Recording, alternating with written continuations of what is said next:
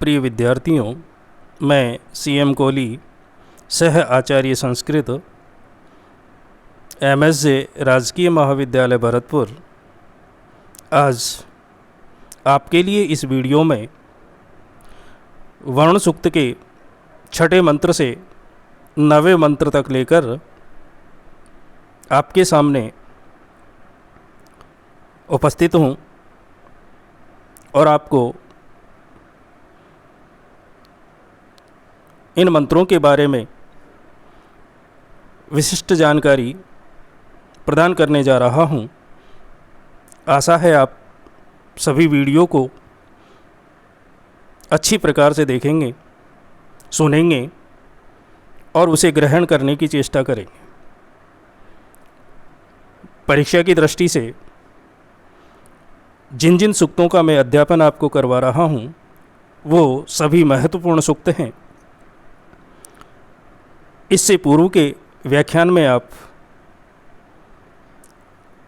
मंत्र संख्या 1 से लेकर के और 5 तक का अध्ययन कर चुके हैं। अब छठे मंत्र से हम अध्ययन करेंगे। छठे मंत्र में ऋषि ने वरुण देवता की आराधना करते हुए, उनकी स्तुति करते हुए कहा है कि ततित समानम आसाते वेनंता न प्रयुच्छत धृतव्रताय दासु से। वेनंता कामना करते हुए, समानम समान रूप से आप दोनों के लिए, ततित जो इस प्रकार की हमारे द्वारा दी गई ये हवि है, इत इस हवि को आसाते आप प्राप्त करते हैं। धृतव्रताय और नियमों का या अनुष्ठान का पालन करने वाले दासों से, इस दास के लिए अर्थात हवि प्रदान करने वाले इस यजमान के लिए, न प्रयुच्छत आप कभी भी प्रमाद नहीं करते, अर्थात हर प्रकार से उसकी रक्षा करते हैं, उसकी सहायता करते हैं। तो यहाँ पर वेनंता ये जो कामना के लिए शब्द लिया गया है कि कामना करते हुए,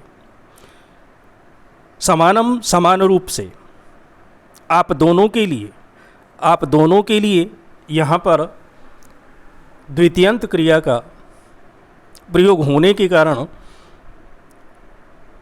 यहाँ केवल वरुण देव की स्तुति नहीं है, अपितु इस मंत्र में मित्र और वरुण दोनों देवताओं का आह्वान किया गया है कि हे मित्र और वरुण देव, वेनंता कामना करते हुए समानम समान रूप से आप दोनों के लिए, तत्इत जो हमारे द्वारा दी गई ये हवि है, इस हवि को आसाते आप दोनों ही प्राप्त करते हैं।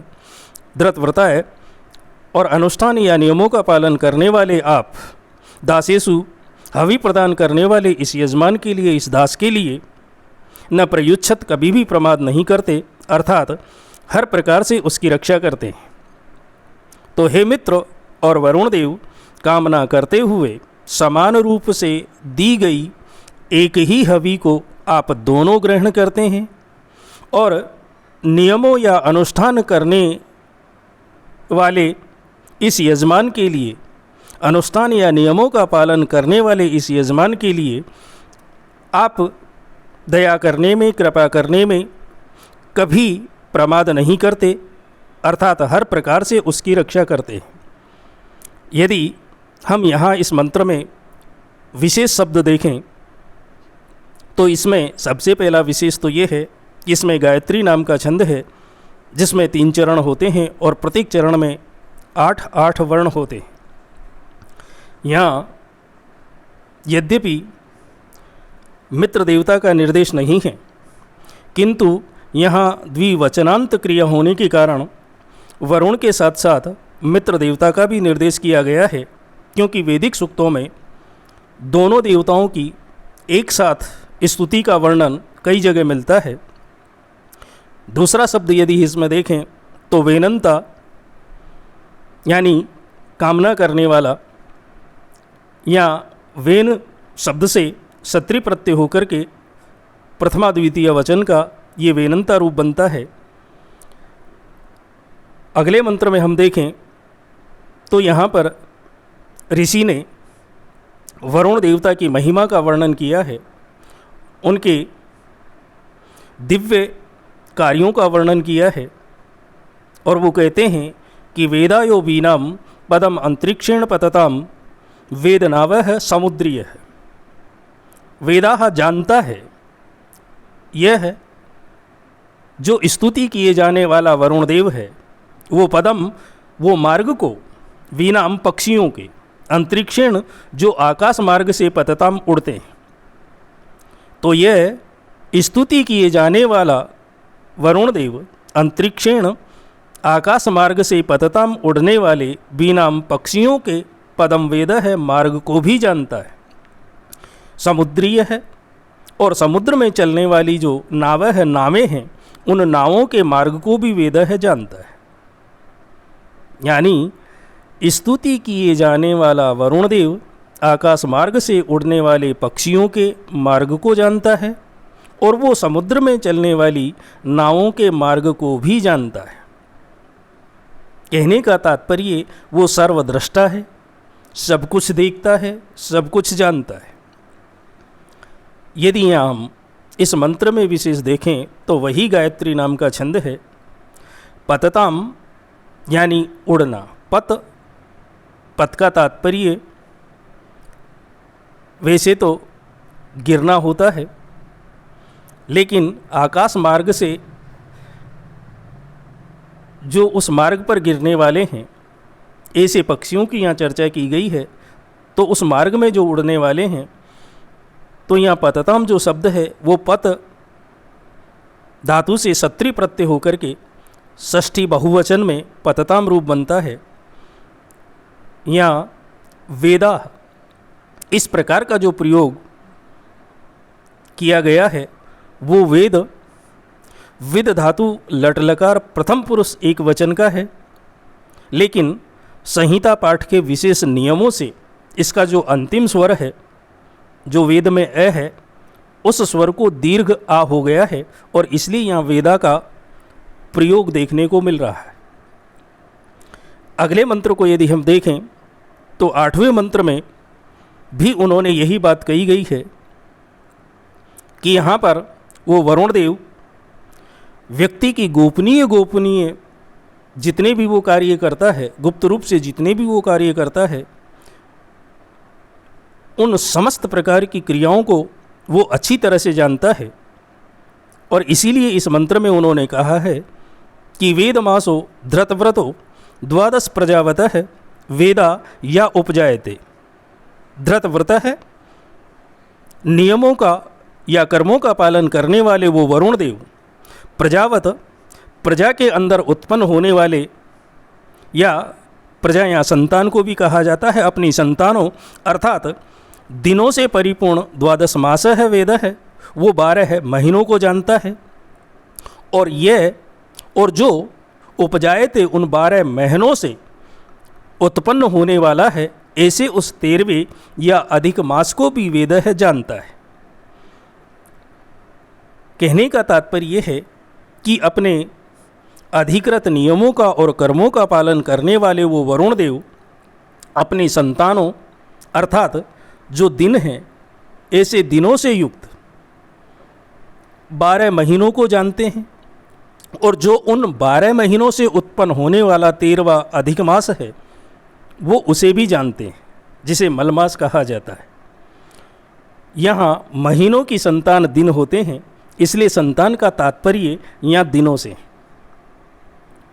तो अपने अधिकृत नियमों व कर्मों का पालन करने वाले वो वरुण देव दिनों से युक्त उन 12 महीनों को जानते हैं और जो उन 12 महीनों से उत्पन्न होने वाला 13वां अधिक मास है या जिसे मलमास कहा जाता है उसे भी जानते हैं। या यदि विशेष की हम बात करें तो इस मंत्र में गायत्री छंद्र है और दूसरा शब्द इसमें प्रजावत है।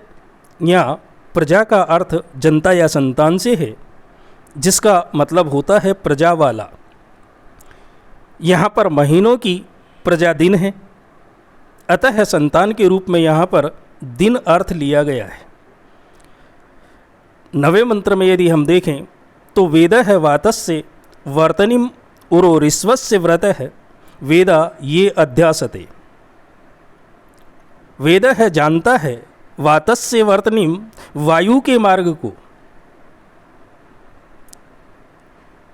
व्रत है जो महान है विशाल है, ऋष्वस्य और तीव्र गति वाला है।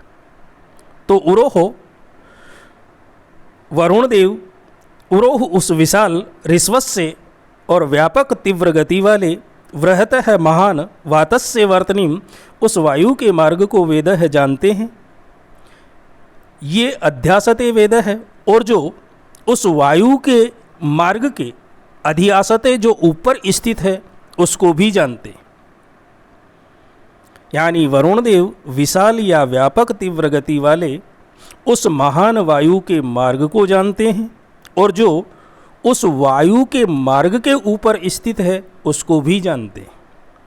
इसमें यदि विशेष की दृष्टि से हम देखें तो यहाँ पर भी वही 3 चरणों वाला गायत्री छंद है, जिसके प्रत्येक चरण में 8-8 वर्ण होते हैं। एक शब्द यहाँ ऋष्वस्य, जिससे ऋषि शब्द बनता है, यहाँ ऋष धातु है, और उससे क्वन प्रत्यय होकर के जिसमें से केवल वैशेष रहता है, क और न का लोप हो जाता है। सायण ने इसका अर्थ दर्शनीय माना है, किंतु यह अर्थ लेने पर वातस्य का जो विशेषण है वो यहाँ पर उचित नहीं बैठेगा। क्यों? क्योंकि वायु कभी दृष्टिगोचर नहीं होता है, वो केवल अनुमान किया जा सकता है। अतः यहाँ उसका जो अर्थ है वो गतिमान अर्थ ही ज़्यादा उपयुक्त है।